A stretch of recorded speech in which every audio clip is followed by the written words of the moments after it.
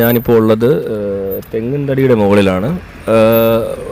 തെങ്ങിൻതടിയുടെ കുറച്ച് തെങ്ങ് വെട്ടിയിട്ടിരിക്കുന്നു. ഒരു തെങ്ങ് വെട്ടിയിട്ടിരിക്കുന്നു.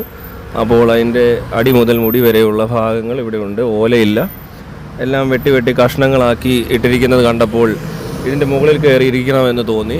പക്ഷേ ഇങ്ങനൊരു അവസരത്തിൽ എനിക്കിവിടെ പറയാനുള്ളത് വേറൊന്നുമല്ല. നമ്മുടെ ഹണി റോസ് എന്ന് പറയുന്ന ആൾക്ക് കമൻറ്റുകൾ വായിച്ചപ്പോൾ എന്തോ ബുദ്ധിമുട്ടുണ്ടായി എന്ന് പറയുന്ന ഈ സംഭവത്തിൻ്റെ അടിസ്ഥാനത്തിൽ അടിയുടെ കുറവുള്ളവരെ പിടിച്ചുകൊണ്ട് പോകുന്ന പോലീസുകാരെ നമ്മൾ കണ്ടു.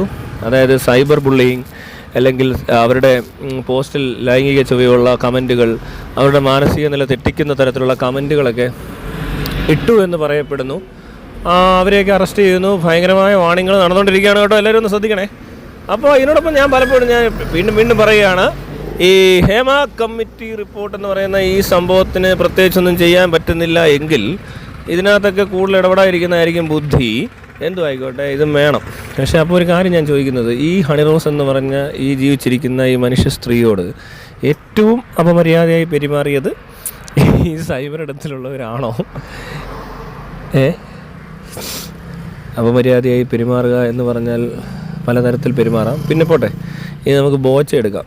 ബോച്ച പല കമൻറ്റും പറഞ്ഞത് പോരാത്തതിന് ഒരു സ്റ്റേജിൽ നിർത്തിക്കൊണ്ട് കുന്തി ദേവി എന്നും ആവശ്യമില്ലാത്ത കമൻസാണ് അതൊക്കെ പറഞ്ഞ് തിരിച്ചു നിർത്തുക, കറക്കി നിർത്തുക, ചരിച്ച് നിർത്തുക, എന്തോ ഒരു പ്രോപ്പർട്ടി യൂസ് ചെയ്യുന്ന പോലെയൊക്കെ ചെയ്യുക എന്ന് പറയുമ്പോൾ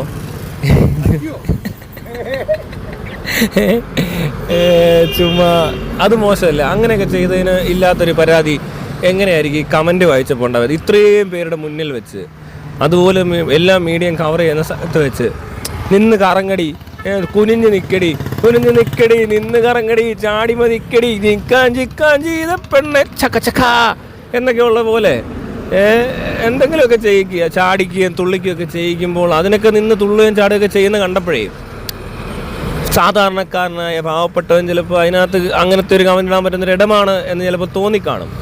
ഈ ബോച്ചെ പോലുള്ളവർ അല്ലെങ്കിൽ ഇതുപോലെ പലരും ഈ ഡബിൾ മീനിങ് ജോക്സും അല്ലാതെ ഇത്രയും തെണ്ടിത്തരം കാണിച്ച് നടക്കുന്ന ആൾക്കാരെ ഇവിടെ ഗ്ലോറിഫൈ ചെയ്യുന്നുണ്ട്. അവരുടെ ഫാൻസ് മാത്രമാണ് ഇപ്പോഴും ഈ പറഞ്ഞ പെണ്ണിനെ ഇങ്ങനെയൊക്കെ എന്തെങ്കിലും ചീത്ത പറയാം, അല്ലെങ്കിൽ അങ്ങനത്തെ ആളാണ്, ഇങ്ങനെ ഡ്രസ്സ് ചെയ്താൽ അല്ലെങ്കിൽ ഇച്ചിരി എന്തെങ്കിലുമൊക്കെ ഒന്ന് ഏതെങ്കിലും രീതിയിലൊന്ന് എന്തെങ്കിലും ആയിപ്പോയാൽ ശാരീരികമായോ മാനസികമായോ എന്തോ ഒരു പ്രത്യേകതയുള്ള ഒരാളാണെന്ന് തോന്നിക്കഴിഞ്ഞാൽ അവരെയൊക്കെ ചീത്ത വിളിക്കാം, അല്ലെങ്കിൽ ഈ രീതിക്കൊക്കെ ഇടപെടാം എന്ന് പറയുന്ന മോഡൽ ഇപ്പോഴും അവിടെ വെറുതെ കറങ്ങി കിടക്കുകയാണ്. മനസ്സിലായി? ഇപ്പം ഈ ബോച്ച ചെയ്യുന്ന എന്താ? ഇതുപോലുള്ള കുറേ എണ്ണത്തിനെ ഉണ്ടാക്കിയെടുക്കുക. ഇപ്പോൾ എല്ലാവരും പറയും ഞാനെന്തോ തെറി വിളിക്കുക, മറ്റേ വിളിക്കുക. ഞാൻ ഇതുവരെ ഇതുപോലത്തെ പരിപാടി ഒന്നും നടത്തിയിട്ടില്ല.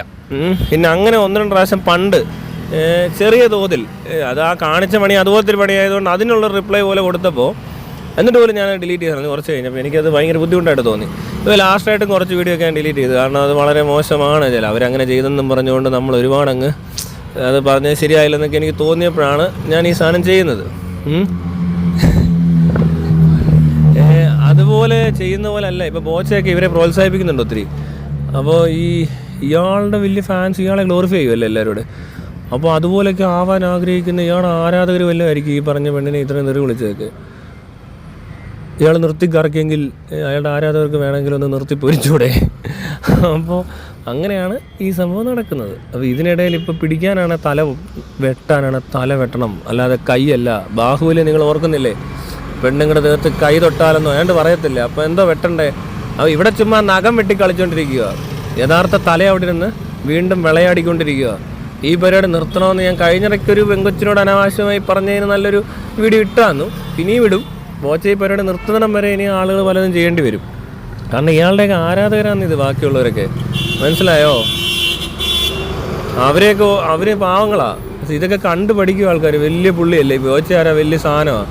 അപ്പോൾ ഈ ബോച്ചയെ കണ്ടു പഠിക്കുന്നവർ പിന്നെ ബോച്ചയെ പോലെ ആവാതെ പിന്നെ ബോച്ചയുടെ ഭാര്യയെ പോലെ ആവുമോ? ശരി എന്നാൽ